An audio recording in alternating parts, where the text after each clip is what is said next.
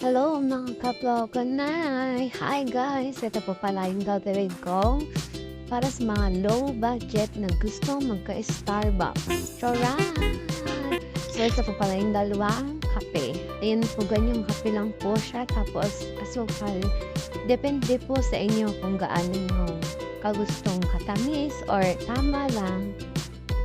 Ayan po siya.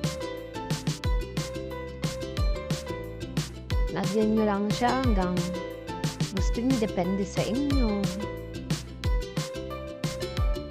Tapos po, after po niyan, lagyan nyo siya ng tubig. Ayan po, ganyan lang po siya kadami. Para ma-shake mo siya, and then magkaroon siya ng bula.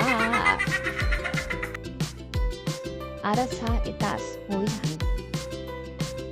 Ayan. Then, takpan mo. Tapos, ayan po, shake lang ng shake hanggang sa magkaroon ng bula. Shake lang ng shake. Kung may allergy ka, kaibot niya. Ayan po, nagkabula na siya. Shake lang ng shake, guys, hanggang sa bumula siya. Bumula. Para sa ibabaw design po yan.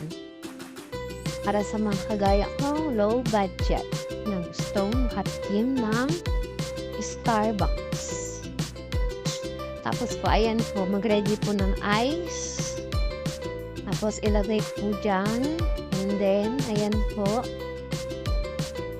Tapos, gatas. Ayan po. Laska po yung ginamit ko dyan para okay naman siya. So, kaunting gatas lang nilagay ko dyan. So, ayan. Ayaw nang bumukas. Ay, nag-chill na. Ayan. So, yummy. Sarap. Ayan. May nakakabit pa na belt ang Inday. So, ayan po. Ayan, gatas. So, eto na nga po, papunin na natin si shake natin ng kape at asukal. Ilalagay na po natin siya sa ibabaw. Tam design niyo po, para sa mga katulad kong